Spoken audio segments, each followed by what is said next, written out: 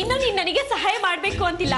ಅನು ಗಂಡ ಬಂದಾಯ್ತಲ್ಲ, ಅವನು ಅವಳನ್ನ ಕರ್ಕೊಂಡು ಹೊರಟೋಗ್ತಾನೆ. ನಾನು ನನ್ನ ಗಂಡನ ಜೊತೆ ನೆಮ್ಮದಿಯಾಗಿರ್ತೀನಿ.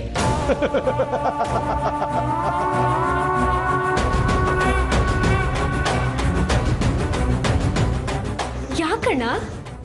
ಸಿಂಧು, ಈ ಗಂಡ ಇದ್ದಾನ ಮನೋಹರ,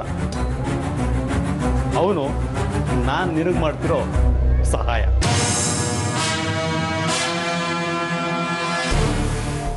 ಏನಣ್ಣ ಹಾಗಂದ್ರೆ? ಮನು ನನಗೆ ಹೇಗೆ ಸಹಾಯ ಆಗ್ತಾನೆ? ಅನು ಗಂಡ ಆಗ್ತಾನೆ.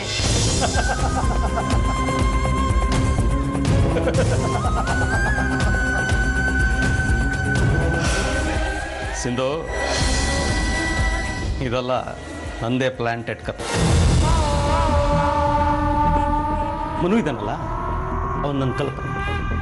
ಕತೆ ನೀನೇ ಹೇಳಿದ್ದು, ಮನೇಲಿ ಕೇಳಿಸ್ಕೊಂಡಿದ್ದು, ಅನು ಹೇಳಿದ್ದು. ನನಗೆ ಮದುವೆ ಆಗೋ ಹೊತ್ತಿಗೆ ರಾಮನಗರದ ಹತ್ರ ಎಲ್ಲೋ ಇದ್ವಿ.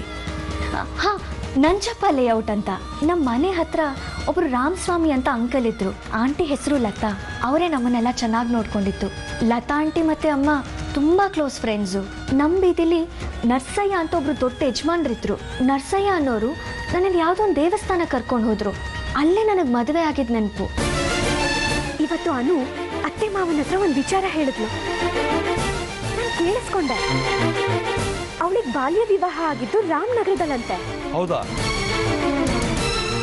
ಕಟ್ಟೆಲ್ಲ ಬಂದ ಮನಸ್ಸು ಸುಮ್ಮನಿರ್ತಾನೆ, ಸ್ವಲ್ಪ ದಿನ ಆದಮೇಲೆ ಆಚೆಗೆ ಹೋಗ್ತಾನೆ ಅನ್ಕೋಬೇಡ ಸಿಂಧು.